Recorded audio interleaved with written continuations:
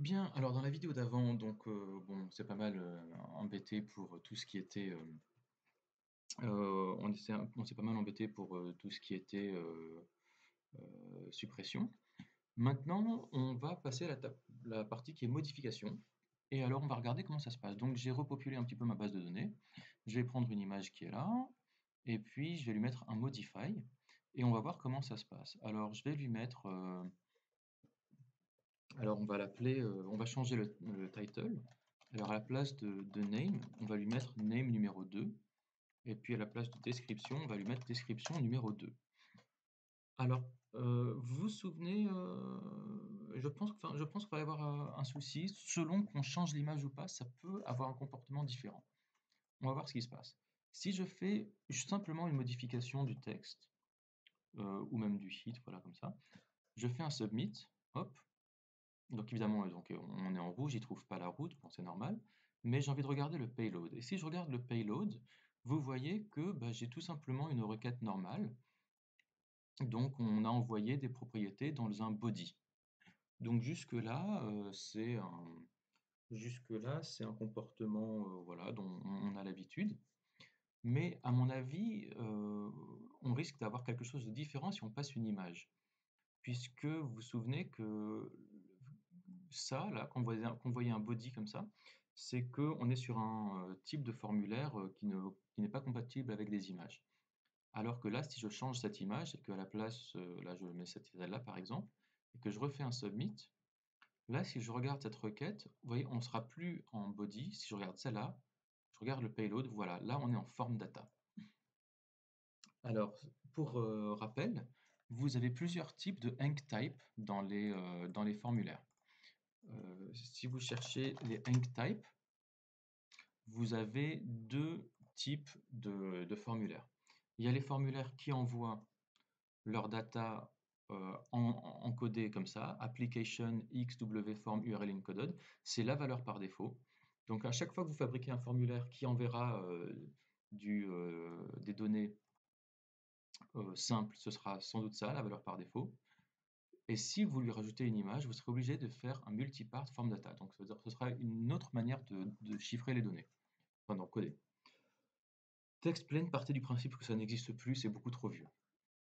Et donc là, on a ce formulaire un peu particulier puisqu'il peut nous faire les deux.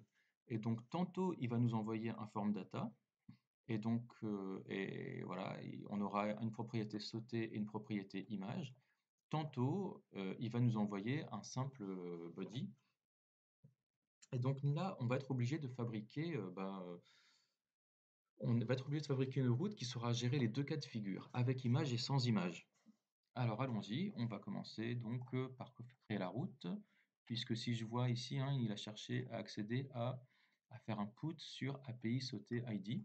Donc on va dans notre index.js et puis on va fabriquer ici donc un app.put.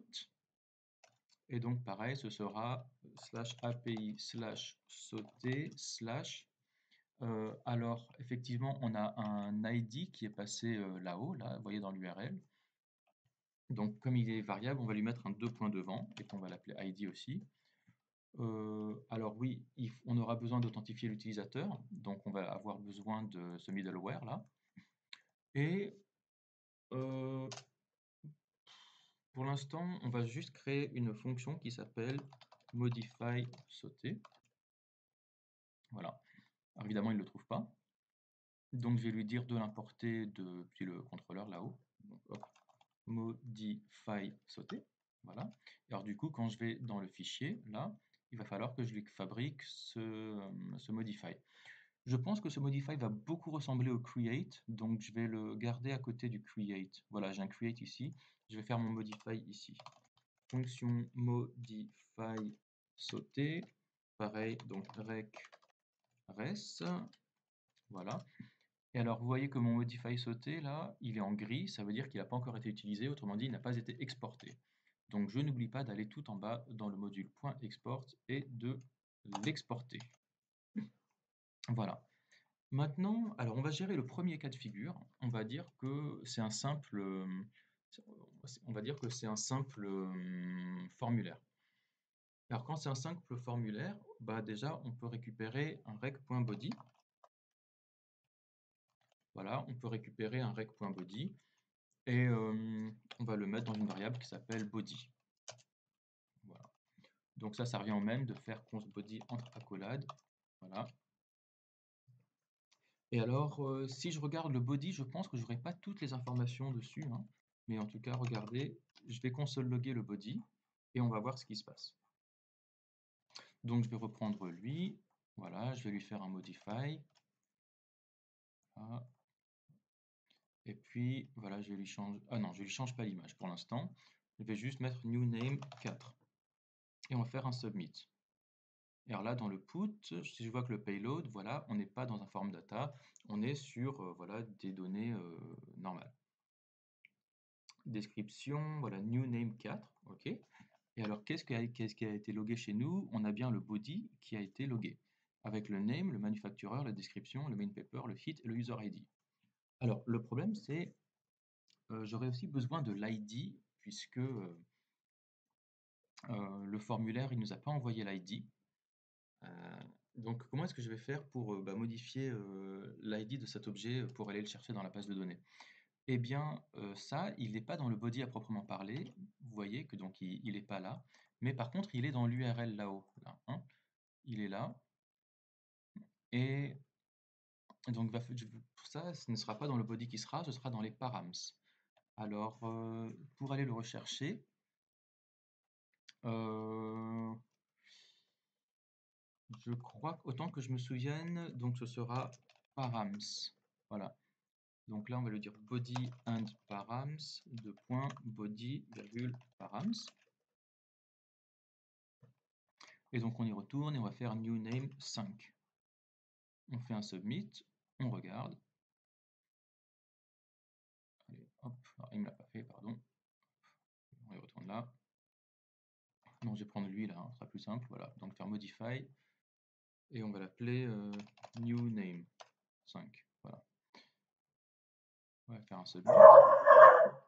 Désolé, le chien qui a aboyé. Alors, donc on regarde le payload. Donc on a bien le new name 5 qui est passé là. Alors, est-ce qu'on voit ici, donc il a chopé donc body et params, donc il a le body qui est là, et il a réussi à choper, voilà, dans les params, voilà, il m'affiche les params. Donc l'ID, je peux le récupérer. Voilà, donc const params est égal à rec.params, et puis je vais dire const id est égal à params.id. Alors comme d'habitude, ça vous connaissez une manière de résumer ça. Donc il suffit de mettre ça entre crochets, voilà, et de mettre ça comme ça. Et vous pouvez même aller encore un petit peu plus loin si vous voulez. Ça s'appelle du destructuring. Et vu qu'on cherche un ID qui est nesté à l'intérieur de params, qui lui-même est nesté à l'intérieur de rec, vous pouvez chercher nested destructuring et vous allez trouver voilà, deep nested object destructuring. Il y a une manière de le faire. Voilà, vous pouvez aussi mettre encore plus un truc dedans là. On pourrait faire, ouais, on pourrait faire comme ça, voilà. On pourrait dire donc body params. Ouais, voilà, si vous trouvez ouais, destructuring nested object, vous trouverez encore une manière de le faire. En gros, voilà, donc là, si on a user avec un ID, dedans il y a éducation, dedans il y a degree, et ben vous pouvez aller encore plus profond. Voilà, vous allez du général au particulier, const éducation de point degree. En gros, ça vous fabrique la variable degree qu'il va chercher à l'intérieur d'éducation, à l'intérieur de user. Voilà, comme ça. Bon, ça on s'en fout, mais voilà, si un jour vous voyez ça, il faudra que vous connaissiez. Donc moi, en fait, ouais. Attendez, donc du coup, moi, comment j'avais fait? Donc ça, c'était pas bon, hein. Donc moi, j'avais donc const body est égal à rec, là. Et moi, mon ID, donc, il est à l'intérieur de params, qui est à l'intérieur de rec. Donc, autant que je me souvienne, donc c'est const. Alors, il faut que j'aille du général au particulier. Donc, à droite, il y aura rec, ça c'est sûr. Et alors, puisqu'on va du général au particulier, ce sera donc params, deux points, et ensuite le ID comme ça. Et donc là, maintenant, je peux loguer mon ID. Voilà. Alors ça, c'est du nested destructuring, vous n'êtes pas du tout obligé d'apprendre ça, mais si un jour vous voyez ça quelque part, il faut que vous sachiez ce que c'est. Voilà, c'est juste une manière d'aller récupérer, c'est une manière d'écrire des variables rapidement. Ok, donc là, je l'ai dit, après tu me logs le body et l'id. Donc ben, on va faire ça. On va aller donc fermer ça, et donc on va lui faire submit. Et là on regarde, et on a bien body and params, name, blablabla, et le ID, il est là. C'est parfait. Donc on a le body, on a l'ID. Alors si je vais mettre le params au-dessus. Et alors après, on aura besoin donc de faire une requête. On aura besoin de faire un product.find machin. Donc ça, je vais le faire ici. Alors, product. Alors, autant que je me souvienne, chez Mongoose, vous pouvez faire un find one and update. Voilà, vous pourrez le trouver. Mais connaissant Mongoose, je suis sûr qu'ils ont dû vous donner une autre méthode. Find one and update, je pense qu'il marche. Mais vous voyez que vous êtes obligé donc de lui filer. En gros, quand vous faites un find one, il faut que c'est à vous de lui mettre, voilà, find one and update, faut que vous lui mettiez un objet qui contient ce que vous cherchez.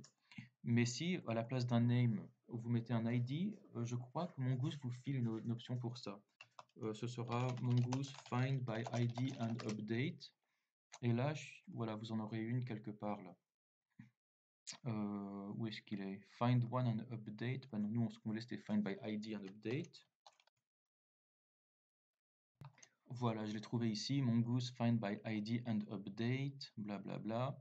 Alors lui, comment il fait? Il fait voilà user.findbyid.update. Il lui passe un ID. Il lui envoie dans un objet la seule variable qu'il veut modifier. Et alors lui, il lui passe un troisième argument qui est cette fonction-là, qui est en gros le callback. Mais nous, on travaille avec des promesses, donc on n'a pas besoin de callback. Bon, alors allons-y. Donc product.findById and update, voilà. On lui passe l'ID, et puis qu'est-ce qu'on va lui passer à modifier? Eh ben, qu'est-ce qu'on lui passe? Est-ce qu'on pourrait lui passer tout le body? Parce qu'en fait, le body, il est là. Alors par contre, je peux pas lui passer le body à proprement parler, hein. Si je lui passe le body, il va me passer un objet avec une clé qui s'appelle body, si je fais ça. Et donc ça, c'est pas super. Par contre, je pense que je peux utiliser le spread operator. Alors, je vais vous montrer le problème qu'on a, hein. Le problème qu'on a actuellement, c'est que on a, voilà, imaginez que on a un const body qui contient name Michel, âge 30 et job codeur. Voilà. Si je regarde body, et ben voilà, j'ai name Michel, âge 30, voilà. Et je peux pas, je suis pas sûr que je puisse lui envoyer tout ça d'un coup. Vous allez voir ce que je veux dire. Je vais essayer de lui passer le body et on va voir ce qu'il nous dit. Alors, find by ID and update. Voilà. Alors du coup, je vais pas lui envoyer un body comme ça. Alors, puisque c'est une promesse, je vais lui dire then. Si ça marche bien, je vais lui dire console.log. Et puis catch, si ça marche pas, console.error. J'aimerais bien décomposer un peu pour avoir, parce qu'on commence à avoir beaucoup de logs là. Je vais lui dire, voilà, au lieu de console log tout court, je vais dire quand tu reçois le res, flèche, console log de res. Comme ça, juste devant, je pourrais mettre all good updating, voilà. Et puis pareil, dans le console.error, je vais lui dire si tu reçois un argument d'erreur, donc on va l'appeler par exemple E2R pour error, flèche, console.error E2R. Et puis pareil, juste avant le E2R, enfin l'argument d'erreur là, on pourra lui dire problème updating. Et on va voir ce qu'il nous dit. Alors pareil, on va lui faire un submit. Hop. Et on regarde, qu'est-ce qu'on a? Ah, on a all good updating.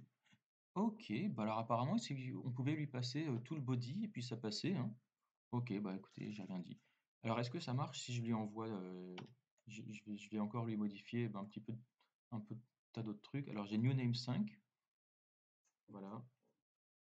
Ah, il n'arrive plus à faire un get dessus ou quoi? C'est quoi le problème? Non, j'ai un 200 OK, j'ai un preview, response. Non, j'ai l'impression qu'on est bien. Alors, j'ai l'impression que c'est le site web qui déconne, hein. Alors, hop, je vais sur new name 5.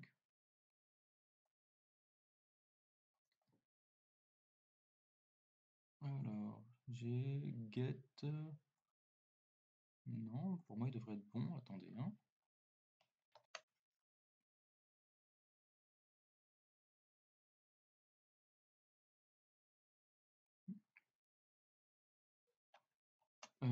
Ok, donc attends, ok, donc il tourne. Je vois que j'ai un pending sur. Il est en train de chercher à trouver ça, il le trouve pas. C'est quoi le problème? Ah, si, donc il a trouvé, mais ok, bon, il mettait du temps. Ok, bon. Très bien. On va faire un modify.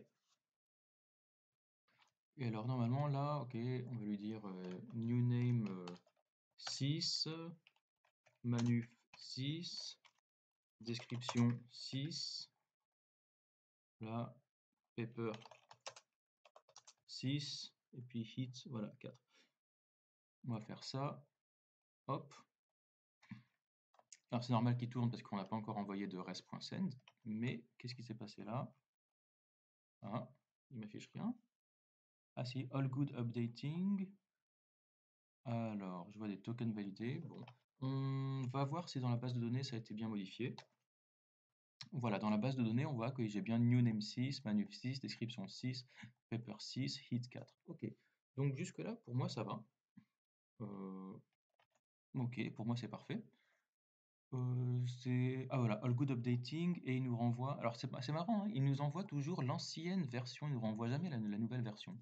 C'est un peu bizarre. Mais bon, écoutez, hein, si Mongo a décidé de travailler comme ça, on fait avec, hein. Ok, donc là on a géré le cas où il arrivait à faire un find by ID update quand on passait pas d'image. Maintenant, on va essayer de le faire en passant l'image et on risque d'avoir un petit problème. Alors on va aller sur new name 6 et puis on va même faire ça dans une nouvelle vidéo. Voilà.